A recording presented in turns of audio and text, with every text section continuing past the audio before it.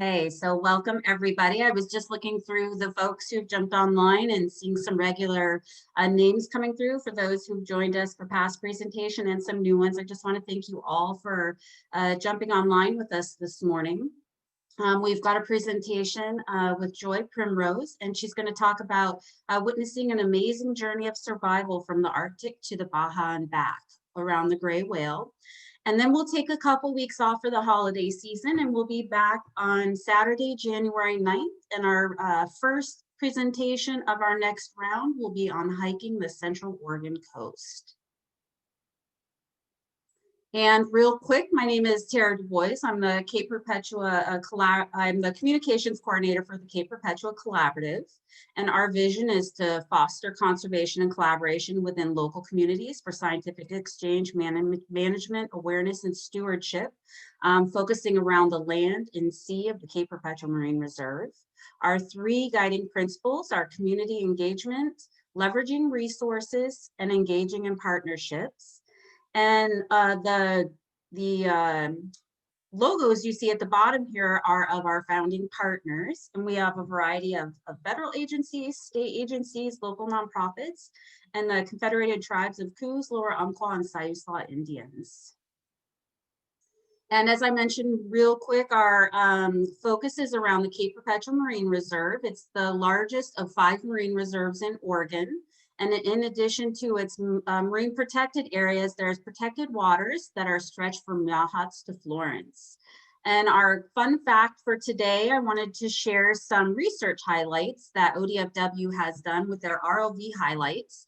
And as you can see here on this image on the right, through the ROV research, they have found over 13,000 burrowing sea cucumbers. It's the most invertebrates that they've, it looks like the highest number under the water in the reserve, and over almost 250 black rockfish. So that seems to be the most prevalent rockfish within the reserve.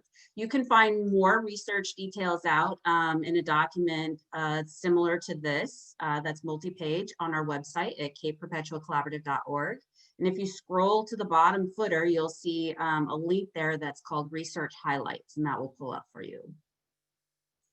And as you can see here on this slide, we do a variety of community outreach. Some of them are monthly, such as beach cleanups, and some of them are annual, such as our bird counts and our sea star surveys. And we also host a Young Scientist webinar series. That's the second Tuesday of the month in the evening, October through April. And you can find out more information about all of our events and all the presentations that we host, again, on our website at capeperpetuacollaborative.org, and just click on the events tab and it will take you to our calendar. And please do feel free to connect with us on our Facebook and our YouTube channel. And with that, I'm going to go ahead and introduce Joy Primrose. She's the founder and president of the American Cetacean Society and of the Oregon Chapter, and she's had a lifelong interest in whales. She's a certified marine naturalist and certified interpretive guide.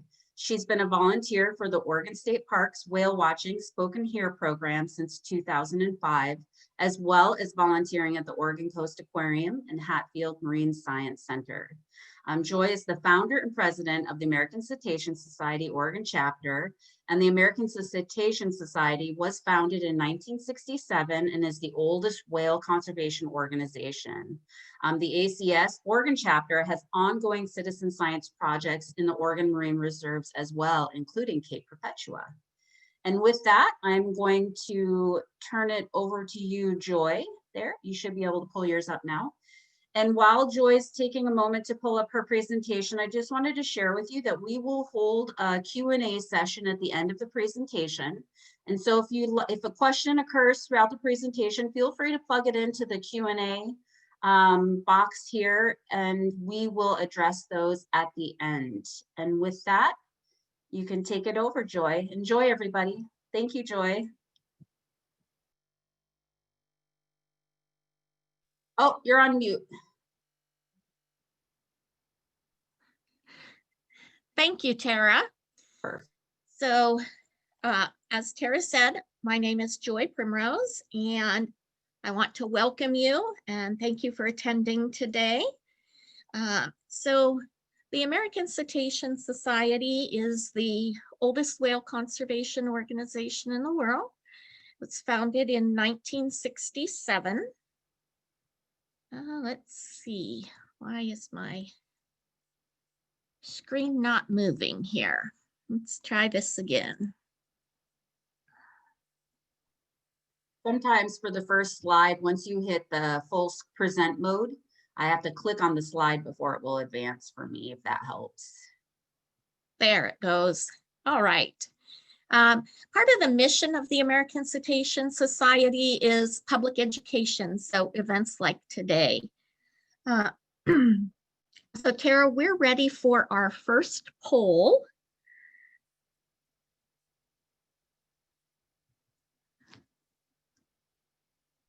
Poll's launched. So what is a cetacean? Whale, dolphin, porpoise, or all of the above?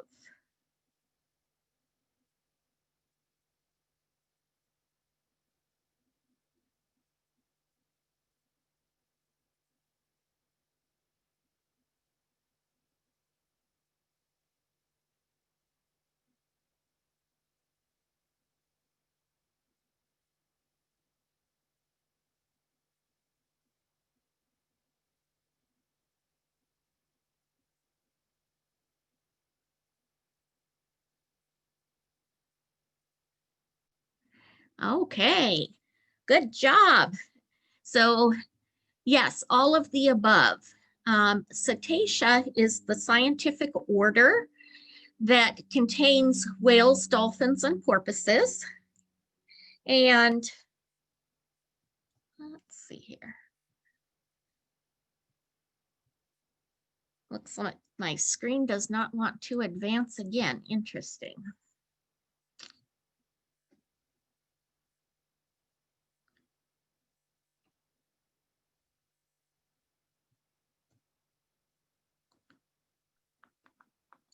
If you click on it with your mouse, does that help? No. Oh, there it goes. So cetaceans are marine mammals, just like we're mammals. They are warm-blooded. They use lungs to breathe air, give live birth, and nurse their young. So today we are going to witness an amazing journey of survival from the Arctic to Baja and back. Have you ever taken a long road trip? Well, the gray whale makes one of the longest migrations of any mammal. So where are they going? Well, they're going from their summer and fall feeding grounds in the Bering, Chukchi, and Beaufort Seas down to their winter and spring breeding and birthing lagoons in Baja, Mexico. There are three main lagoons that they use. Ojo de Libre or Scammons Lagoon, San Ignacio, and Magdalena Bay. And on this map here, you can see, so here's coming up through the Bering Sea, up into the Arctic to the Chukchi and Beaufort Seas, that's their feeding area. Then they migrate all the way down here along the coastline into Baja, Mexico. And here's a look at the breeding lagoons. So this is a map of Baja, Guerrero Negro, where Ojo de Libre and Scammons Lagoon is right here. Then we have San Ignacio Lagoon here, and this one is Magdalena Bay right here. And this one kind of is more of a close-up look at where these lagoons are in Baja. Now imagine that you take this trip by swimming continuously around the clock at a steady 3 to 5 miles per hour. You do not stop to feed during the migration or while in the lagoons. So this is like taking that very long road trip with no snacks or stopping to eat. Can you imagine that? So during migration, a gray whale can lose up to 30% of its body weight. So for an 80,000 pound animal, they can lose 24,000 pounds during this migration. So why do they migrate? Well, this amazing journey is necessary to ensure survival of the gray whale. Let me introduce you to the gray whale. Tara, we're ready for our second poll question, please.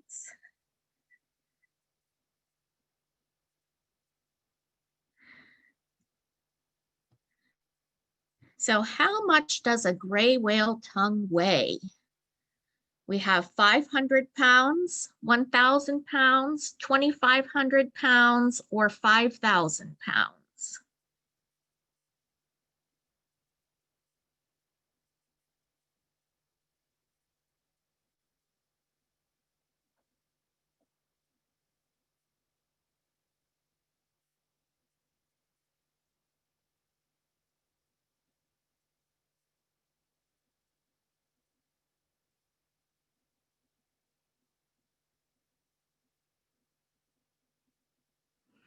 Okay, good. We've got quite a variety here. So, gray whale's tongue actually weighs 2,500 pounds.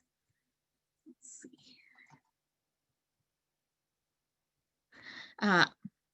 And this will become very important here in just a moment. So here's the gray whale, and adult gray whale is 40 to 50 feet long, about the length of a school bus. They weigh 30 to 40 tons, so up to 80,000 pounds.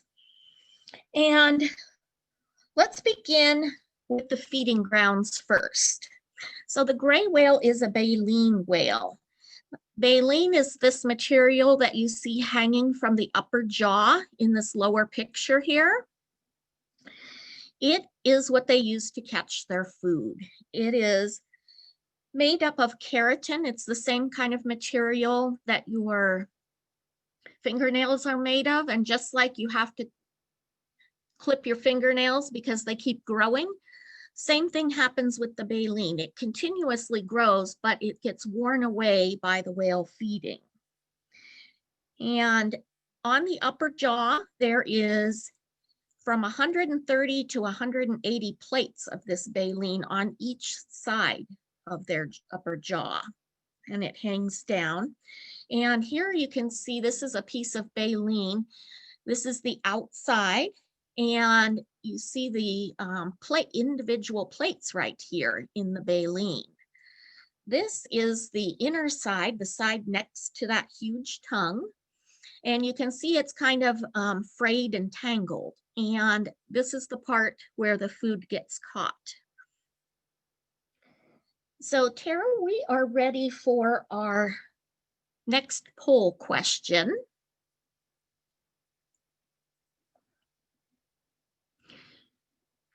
So how large is a gray whale's throat?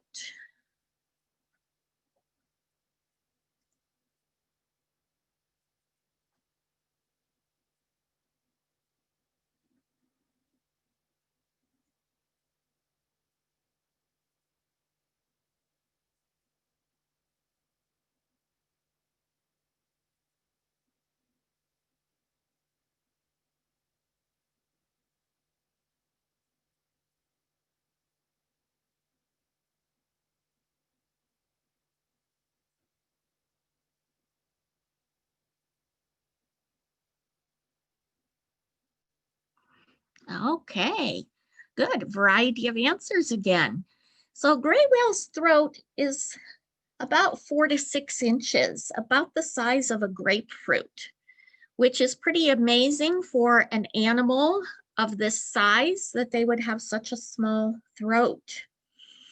So how do they feed? I'm going to go back here. Let's see.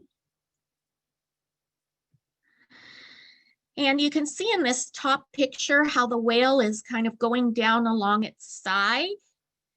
And it's down here on the sea floor. The gray whale is the only cetacean known to feed on the sea floor. they will go down on their side, and they use that huge 2,500-pound tongue. They pull it back and create a suction, and then they vacuum the sea floor. They take in all the sediment, the water, and then the tiny zooplankton, amphipods, tube worms, all those prey items living in the bottom sediments. They will then use that huge tongue to press the water out. The water will come out through the baleen, so you'll see sediment and water coming out, and the prey items getting caught on the inside of that baleen. Then they lick those off. Now, gray whales are very opportunistic. They feed on a variety of things. So on the seafloor, they're feeding mostly on the amphipods, tube worms, things like that. They are also known to feed in the midwater column, and they will feed on crab larvae, fish larvae. They will feed on something called mysids, which are a small shrimp-like animal. And then they've also been known to skim feed on the surface for forage fish, small schooling bait fish. So eat a variety of things. And here you'll notice the calf. We'll be talking about the calf in just a little bit. And here's the mom. So some really good photos there of the gray whale. So this is some mysids. These are the ones that are found in the midwater column. We see them, find these swarming in the kelp beds. So this is one of the food sources. Most of their food is about the size of an uncooked grain of rice. So here we have a 4-ounce bag of rice. And gray whales need to eat about 2,600 pounds of food per day, which would be the equivalent of 10,400 of these bags of rice per day. During feeding season, they're going to feed usually about 20 hours out of every 24. In the Arctic in the summertime, we have daylight 24 hours a day, causing great productivity. So a lot of prey forming, and they really need to pack on the pounds because they're going to be fasting during that long migration, and so they really need to have quite the supply. One of the interesting things about the gray whale is that most of them tend to go down on their right side to feed. However, just like we have some left-handed people, there are some left-sided feeders.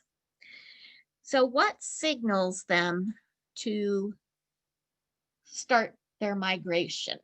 It is the onset of the winter sea ice, the decreasing daylight, decreasing prey availability. So that kind of signals to them it's time to start migration. And here along the Oregon coast, they usually come by about mid-December through mid-January. Seems to be the pretty peak time. Some of them may come by starting in November and go as late as February.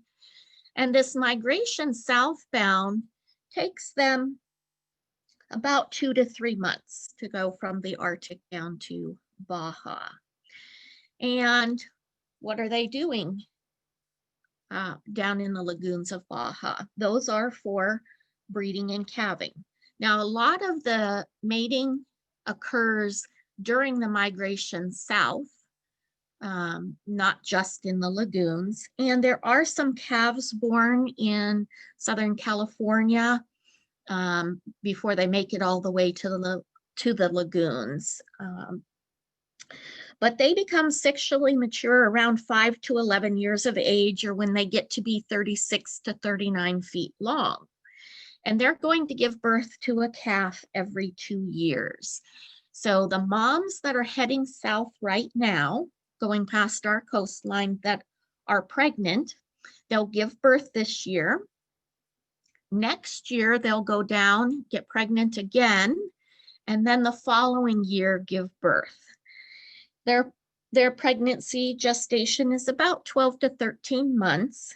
And when the calf is born, it's about 15 feet long, 1,500 to 2,000 pounds.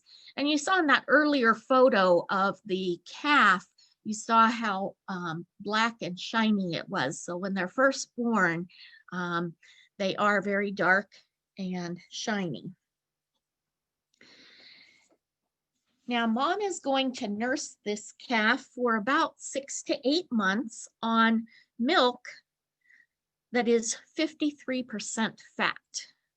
So human milk is about 2% fat. And if you think about it, that baleen that we saw earlier, if you had watery, runny milk, it'd be all over the place and the calf wouldn't get very much.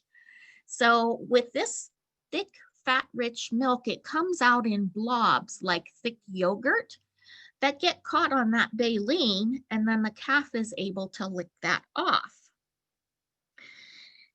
Now, once they're in the lagoons, the newly pregnant females, the males and juveniles are going to be the first to leave to head back north.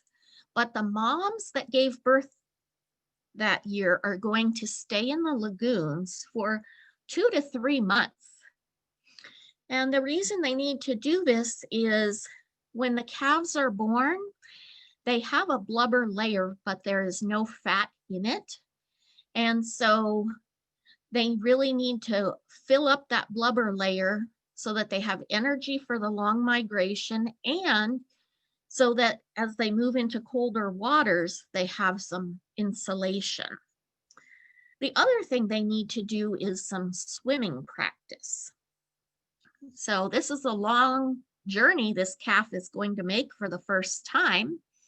And so once the calf reaches a certain age, usually somewhere 4 to 6 weeks old, the mom is going to take the calf to the entrance of the lagoon, and they're going to do some swimming practice. And they're going to swim using the resistance of the tide pulling in and out to help build up their strength. Now, this is a picture down in the lagoons. You can see here. And this one, take a look at right here across the girth of this mom. Very large. You can see that she's got a lot of weight there. She's going to lose a lot of that in nursing that calf and then making that journey northward. Here you see one of the calves down in the lagoons here. And on this one, you can see the barnacles and the patches of whale lice on it. And we see here some here and here. So gray whales have a barnacle that is specific just to them. It's not the same as the barnacles that you find out on the rocks along the coast. This is unique barnacle specific to the gray whale. And these barnacles spawn in the lagoon. And so the calf is going to leave with its first crop of barnacles when it leaves the lagoon. The orange and brown coloration you see is from the whale lice. Now, unlike human lice, which we try to get rid of, whale lice is actually good for the whale. It's a small crustacean, and it eats dead skin cells. It gets into any scrapes and scratches and kind of cleans that up and helps prevent infection. There are 4 species of whale lice that live on the gray whale. 3 species are specific only to the gray whale. And this is a picture of 2 of the different species of whale lice from a gray whale. And you can see they just look like they are little crabs, little crustaceans. When they're alive, they are that bright orange to a brownish color. And you'll see those frequently around the barnacles, in between the barnacles. You'll also see them around the blowhole, in the throat grooves. So they like to be in areas where they're protected from the water flow. So now the moms and calves are ready to head out of the lagoon and start making their migration north. So typically we see, you know, the newly pregnant females, males, juveniles come along the Oregon coast, March, starting mid to late March into April. And then usually May into mid-June is when we see the moms with their calves coming by. And here's a nice picture. You can again see some of the barnacles right here along the chin and the mouth line. And this one is a gray whale spy hopping down in the lagoon. And initially it was thought that the whales spy hopped, which is coming up with their head out of the water to take a look around. And that is true, but about a third of the time, their eye was found to be below the water level. And so it's thought that they also might be coming up to take a listen around. Hearing is their best sense, but their vision is also very good.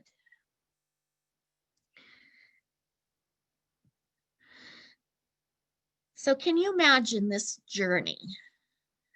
The incredible strength of the gray whale is revealed in this migration. They're slow swimmers, 3 to 5 miles an hour. They're swimming continuously day and night while fasting for anywhere from 4 to 7 months. They're living on their stored fats, their lipids, for energy and metabolism.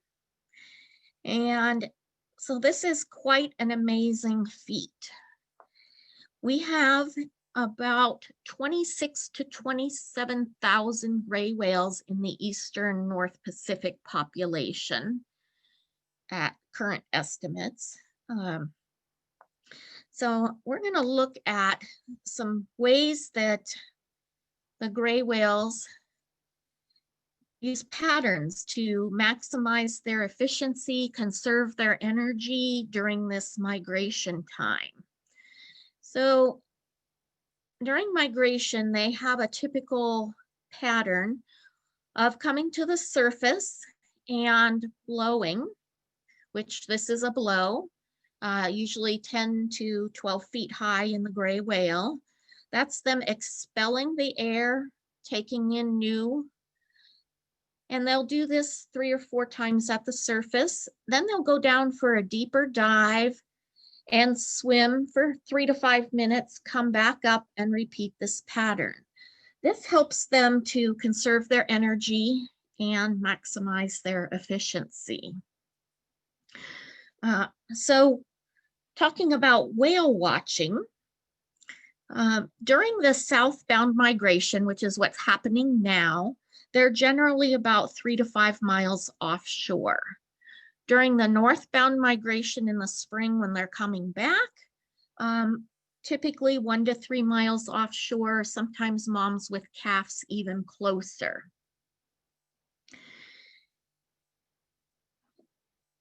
Whale watching takes patience and practice.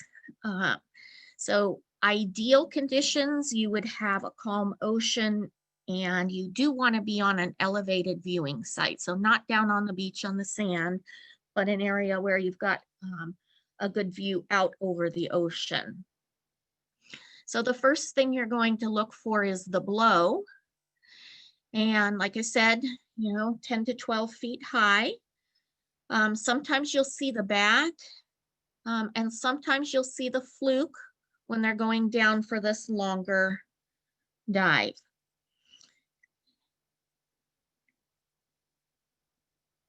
In the winter, you're going to need to use your binoculars to scan for the blows because they're further out.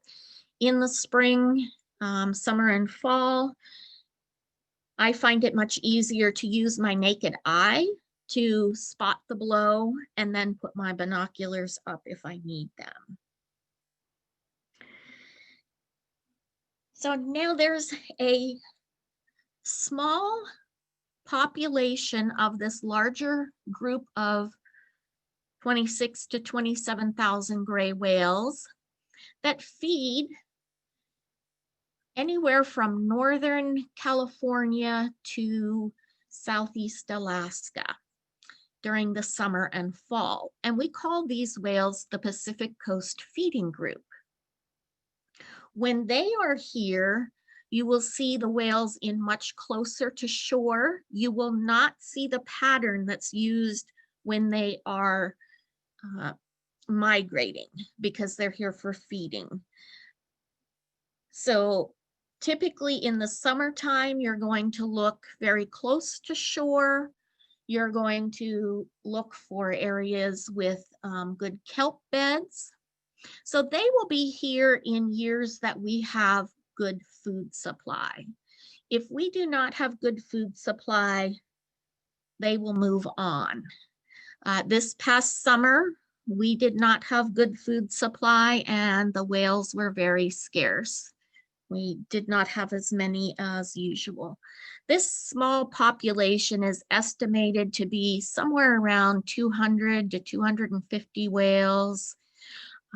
And some recent research indicated that they may start further north, like the Southeast Alaska area, British Columbia, and kind of work their way south as the summer and fall progress. And this year we had some that went into Puget Sound in the summer to feed, which is unusual. They do have a small group of gray whales called the sounders that stop by in the spring and feed and then head out and move on up to Alaska and the Arctic. So having them in feeding this summer was something new. Now, the gray whales experienced an unusual mortality event in 2019 and 2020, continuing this year.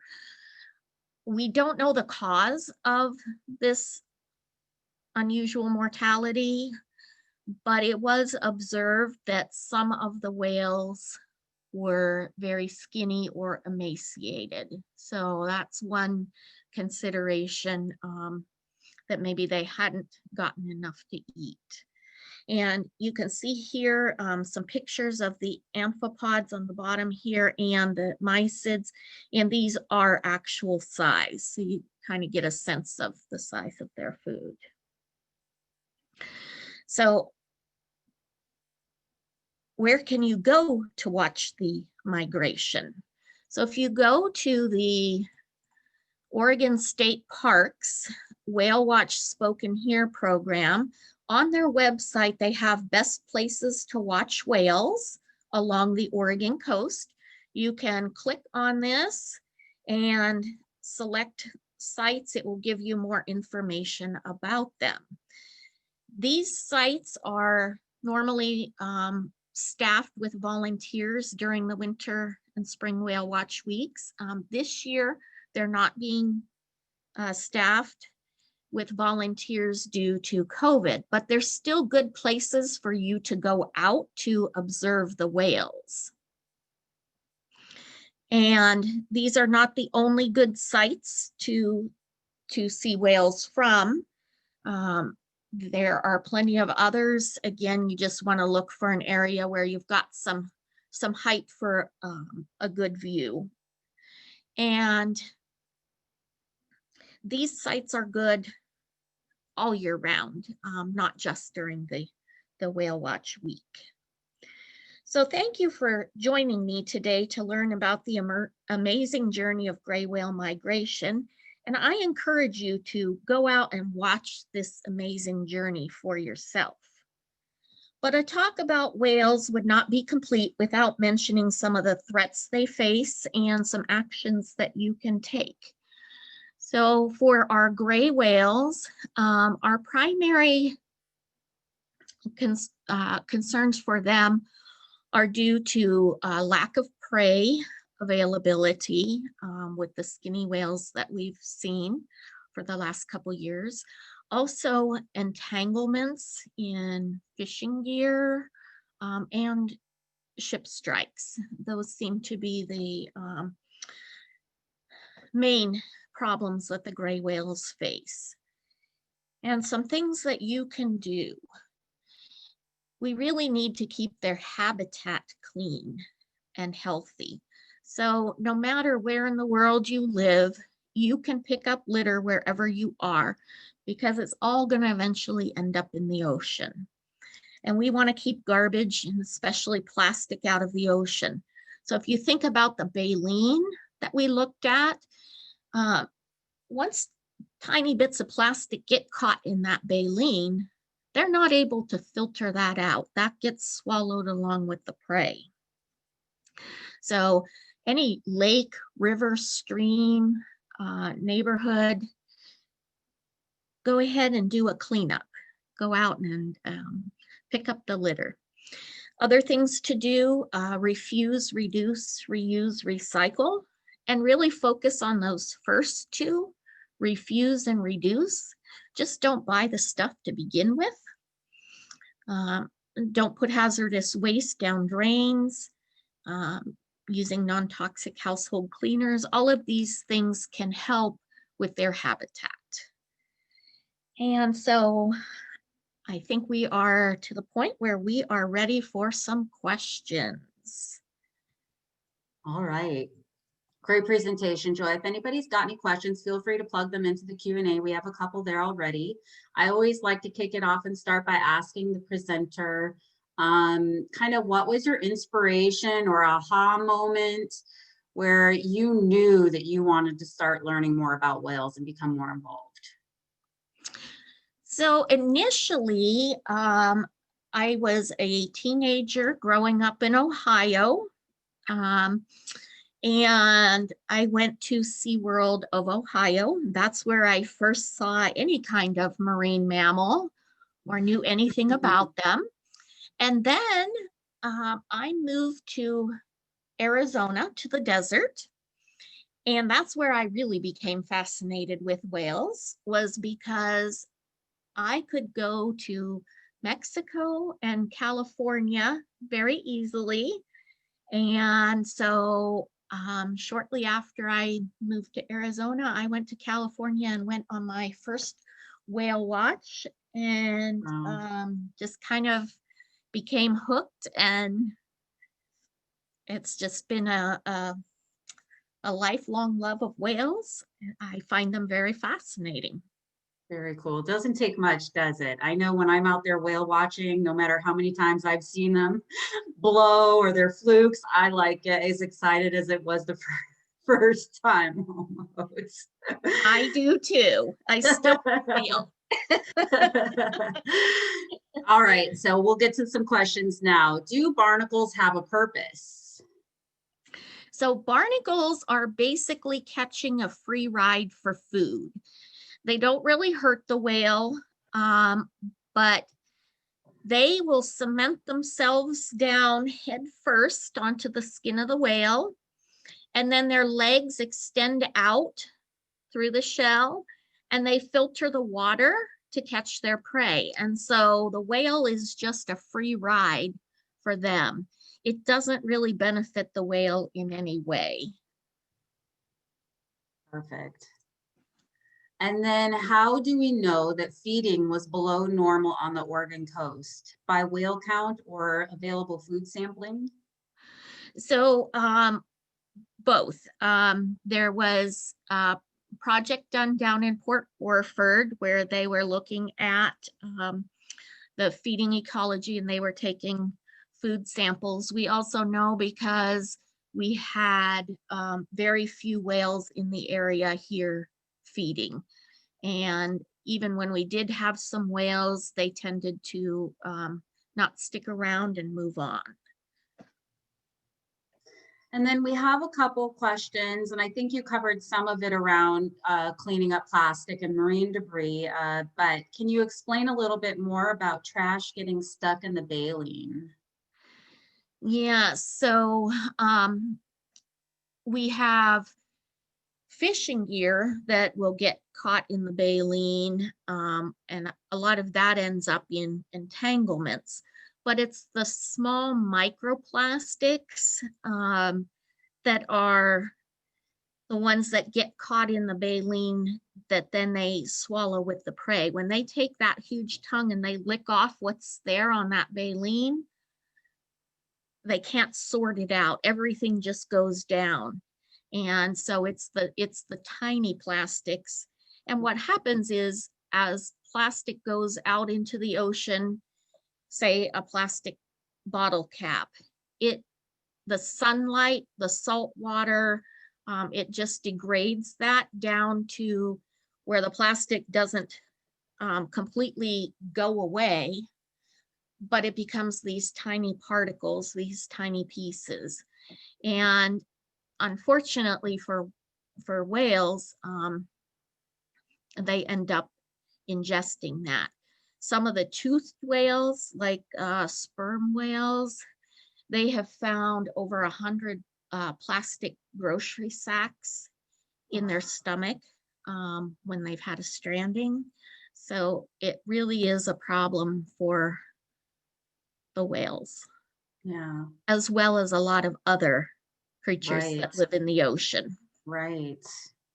When there is a pregnant gray whale on their migration south, and you had mentioned they could give birth early before they make it there. If that happens, and say they're off the coast of California, will they continue the migration south with their young, or will they learn the swimming and all those behaviors at where they gave birth, even if it was early, and then head back north? From what we've seen, most of them tend to continue on to the lagoon. And it's thought the reason why is because inside the lagoon, there's no predators. If they stay off the coast of Southern California, then the calf is really subject to predation. And so it seems like most of them take the calf and continue on. So that calf gets a little head start in their learning. They do. And then I hear a lot of folks, and I try to correct them when I can, refer to the whales, that we see here along Oregon as the resident whales. But I noticed, and as I've heard more recently, that more accurate description is the Pacific Coast Feeding Group. Can you talk a little more to why we don't refer to them as resident whales? Yes, and that was very evident this summer with the scarcity of whales, but unfortunately, people will hear that term resident and it equates to them as lives here. Even if you say summer resident, but there's also been a lot of misconception about resident meaning whales live here year round. And so these whales are migratory. They need to do the migration in order to fulfill their life cycle. And so they don't necessarily live anywhere. They have feeding grounds and breeding grounds. And so it's been confusing to the public. They've been known as the Pacific Coast Feeding Aggregation for many, many years. And it really describes better what it is they are a group of whales that feed here along the Pacific coast. And so that's a better description of them. Mm-hmm. And I think it helps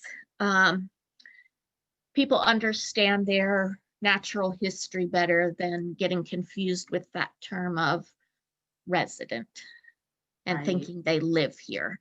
We do Right. know that there's probably a few whales that don't necessarily migrate every year. Sometimes some of the juveniles, we've seen some that will move down to California and then come back up and maybe not go all the way to the lagoon. But in general, the majority are making that full migration. Amazing.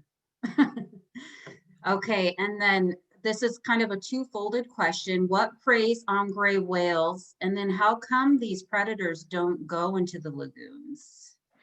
So killer whales are the their predators. Sometimes some large sharks, but mostly it's the killer whales. And for killer whales, they need to have some depth in order to hunt. And in the lagoons, it's shallower water, it's protected. The killer whales don't come into the lagoons. As the moms and calves are heading northbound, this is why moms are in closer to shore. They keep the calf always on the shore side. And that way they can push the calf towards shore if killer whales are coming, because killer whales have to have enough depth to get underneath and come up and ram from below. So in shallower water, they don't have that opportunity. You will see on gray whales, a lot of them have killer whale tooth rake marks. You'll see the scars on them from them surviving that attack. And it's in Monterey Bay, for example. So if the mom, we see a lot of predation there.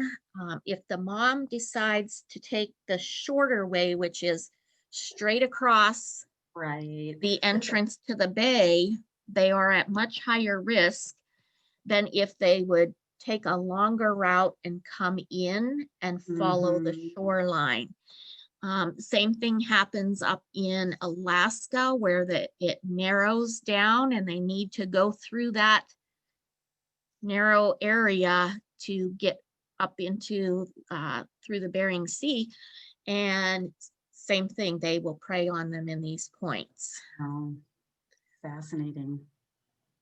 And does each family group have their own special lagoon? Do they continue going back to the same one? They do not. And it's been found that some of them will visit all 3 lagoons in a season. Some of them will only visit one. And gray whales, being baleen whales, don't tend to have family groups. So once the mom weans the calf, they kind of go their separate ways and don't have the family relationship that we see in toothed whales, like some of the killer whales and the sperm whales and dolphins. And the females are going to mate with multiple males during the mating season. Okay, that is fascinating. How long does the calf stay with the mother then? About a year? Usually, once they start weaning, they'll start kind of separating a little bit. Typically in the summertime here, we see that in August and September. Okay. Mom and calf are starting to separate, and by the time they're going down on their southbound migration, most of them are now on their own. And is there any indication that the unusual mortality event is over? And how is the quantity of food this feeding season for the Pacific Coast feeding group? That's an interesting question, and we don't really know the answer yet. Unfortunately, because of COVID, a lot of the researchers were not able to go out and do their research this year. The project in Port Orford was able to go out. Some of the southbound migration projects that are normally going on right now have been canceled due to COVID.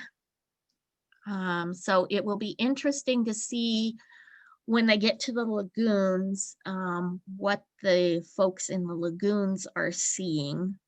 Mhm. This year for 2020, we've had fewer deaths that we know of compared to 2019. But again, not as many people maybe were out due to COVID. So hopefully we're going to get a lot more information from down in the lagoons. And speaking of COVID, do you know if the gray whales benefit at all from that, from the lack of human pressure, less ocean noise, fewer ships potentially out on the ocean, and less gear? You know, has anybody noticed anything in regard to that for this year? I don't know about gray whales in particular, but there has been some work done out of Cornell bioacoustic lab. And actually, I'm excited to hear her presentation. She's going to give a presentation in January talking about some of the effects from COVID with decreased noise in the ocean and kind of the effects on that. I would say we can probably make a safe assumption that that has helped, because we do know that hearing is their most valuable sense. This is the most important sense to them, and having less noise would allow them to communicate better. Mhm. So I think we can safely assume that in general for cetaceans, that's probably been a good thing. Mhm. And then how long do gray whales live? And do you know how many there were here along the Pacific coast in 1967? I do not know the amount in 1967. The gray whales were hunted to the brink of extinction twice along the West Coast. And the population that was in the Atlantic is extinct. They were hunted out and they were extinct in the 1800s. Oh. With the gray whales on the West Coast, Scammon had found the lagoons and about wiped them out then. And then there was continued whaling along the US West Coast into the 1960s. So there were whaling stations still in operation on the West Coast of the US. Most of them phasing out in the 1960s. And what was the other part of the question? How long do they live? Oh, so we don't really know. Part of the reason we don't really know is because they were hunted almost to extinction twice. Mhm. So we don't really know what it is. We estimate 40 to 50 years or more. And I think there's been one recorded that they thought might have been 70 years old. Wow. So that's one of those things that's still an unknown. Still learning about. Yes. And then we have one more question. Does upwelling affect the feeding patterns of the gray whales on the Oregon coast? Definitely. And that was part of the problem that we saw this year, is that we did not have a good upwelling. What upwelling we did get came late. And so you have to have the upwelling in order to get the food production going and to sustain it. And so this year our winds came from the south and from the east. And what we need is winds from the northwest to produce the upwelling. Our water temperatures this summer were warm. Marine Discovery Tours was reporting that their water temperature readings were 56, 57 degrees, which is definitely warm.